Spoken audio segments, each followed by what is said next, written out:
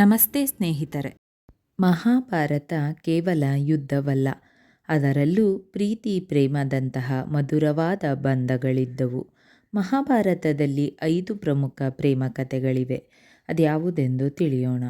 ಮಹಾಭಾರತವು ಹಿಂದೂ ಧರ್ಮದಲ್ಲಿ ಒಂದು ಪ್ರಮುಖ ಗ್ರಂಥವಾಗಿದೆ.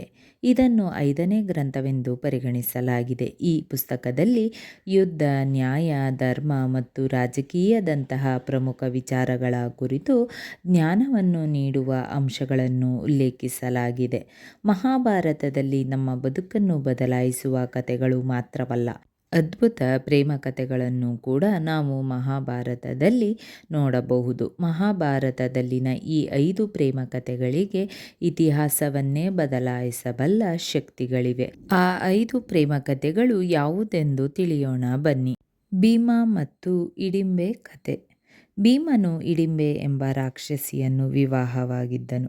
ಇದನ್ನು ಮಹಾಭಾರತದಲ್ಲಿ ನಡೆದ ಅತ್ಯಂತ ವಿಶೇಷವಾದ ಪ್ರೇಮ ವಿವಾಹವೆನ್ನಬಹುದು. ಕಾಡಿನಲ್ಲಿ ಅಲೆದಾಡುತ್ತಿದ್ದ ರಾಕ್ಷಸಿ ಹಿಡಿಂಬೆಗೆ ಭೀಮನನ್ನು ನೋಡುತ್ತಿದ್ದಂತೆ ಹೃದಯದಲ್ಲಿ ಪ್ರೀತಿ ಮೊಳಕೆಯೊಡೆಯುತ್ತದೆ.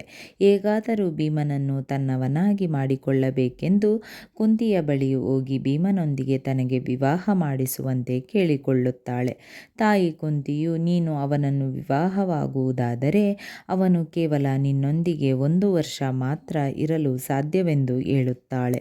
ಹಿಡಿಂಬೆ ಇದಕ್ಕೆ ಒಪ್ಪಿಕೊಂಡು ಭೀಮನನ್ನು ವಿವಾಹವಾಗುತ್ತಾಳೆ. ಶ್ರೀಕೃಷ್ಣ ಮತ್ತು ರುಕ್ಮಿಣಿ. ರಾಜ ಭೀಷ್ಮಕನ ಮಗಳು ರುಕ್ಮಿಣಿ ತನ್ನ ಮನಸ್ಸಿನಲ್ಲಿ ಶ್ರೀಕೃಷ್ಣನನ್ನು ತನ್ನ ಪತಿಯಾಗಿ ಸ್ವೀಕರಿಸಿದಳು. ಆದರೆ ರುಕ್ಮಿಣಿಯ ಸಹೋದರನು ತನ್ನ ಸಹೋದರಿ ರುಕ್ಮಿಣಿಯನ್ನು ಶಿಶುಪಾಲನೊಂದಿಗೆ ವಿವಾಹ ಮಾಡಿಸಬೇಕೆಂದು ಬಯಸಿದನು. ನಂತರ ಶ್ರೀಕೃಷ್ಣನು ರುಕ್ಮಿಣಿಯನ್ನು ಅಪಹರಿಸಿ ಮದುವೆಯಾದನು. ಅರ್ಜುನ ಮತ್ತು ನಾಗಕನ್ಯೆ ಉಲೂಪಿ. ಪಾಂಡವರು ವನವಾಸಕ್ಕೆಂದು ತೆರಳಿದ ಸಮಯದಲ್ಲಿ ಸರ್ಪಲೋಕದ ಸುಂದರಿ ಸರ್ಪಕನ್ಯೆ ಉಲೂಪಿ ಅರ್ಜುನನನ್ನು ಕಂಡು ಅವನತ್ತ ಆಕರ್ಷಿತಳಾಗುತ್ತಾಳೆ.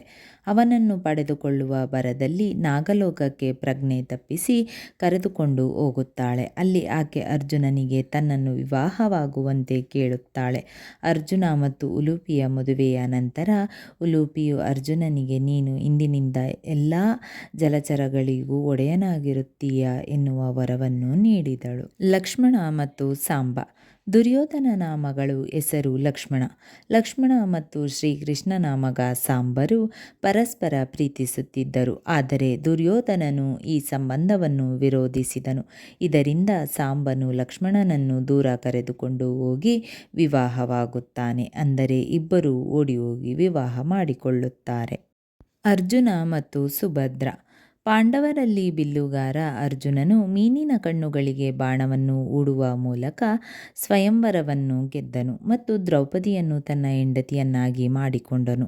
ಆದರೆ ಅರ್ಜುನನಿಗೆ ಶ್ರೀಕೃಷ್ಣ ಮತ್ತು ಬಲರಾಮನ ಸಹೋದರಿ ಸುಭದ್ರೆಯ ಮೇಲೆ ಪ್ರೀತಿ ಇತ್ತು. ಆದರೆ ಬಲರಾಮನು ಸುಭದ್ರೆಯನ್ನು ಕೌರವರಿಗೆ ಕೊಟ್ಟು ಮದುವೆ ಮಾಡಿಸಲು ಬಯಸಿದನು. ಅಂತಹ ಪರಿಸ್ಥಿತಿಯಲ್ಲಿ ಶ್ರೀಕೃಷ್ಣನು ತನ್ನ ಸಹೋದರಿ ಸುಭದ್ರೆಯನ್ನು ಅಪಹರಿಸುವಂತೆ ಅರ್ಜುನನಿಗೆ ದಾರಿ ಮಾಡಿಕೊಟ್ಟನು ಮತ್ತು ಅವರಿಬ್ಬರಿಗೂ ದ್ವಾರಕೆಯಲ್ಲಿ ವಿವಾಹ ಮಾಡಿಸಿದನು. ಸ್ನೇಹಿತರೆ, ಈ ವಿಡಿಯೋ ಇಷ್ಟವಾದಲ್ಲಿ ಲೈಕ್, ಶೇರ್ ಅಂಡ್ ಕಾಮೆಂಟ್ ಮಾಡಿ. ಮುಂದಿನ ವಿಡಿಯೋಸ್ಗಳಿಗಾಗಿ ಚಾನಲ್ ಅನ್ನು ಸಬ್ಸ್ಕ್ರೈಬ್ ಮಾಡಿ. ಧನ್ಯವಾದಗಳು.